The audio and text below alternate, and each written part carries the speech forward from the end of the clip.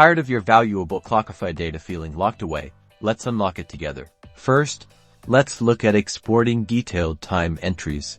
Arguably the most common need. Navigate to the Reports tab on the left-hand side of your Clockify dashboard. You'll land in the Detailed Report section here. Meticulously filter your data using the date range, users, projects, and tags to pinpoint the precise information you need.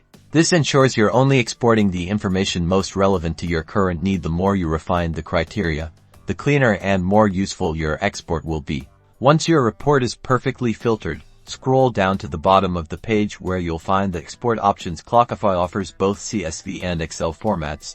Choose the one that best suits your analytical tools. Clicking your desired format initiates the download. Open the file, and you will find your detailed time entries ready for analysis, reporting, or integration with other systems. What about a higher level view? For project summaries, navigate to Project Summaries found just above the Detailed Report tab.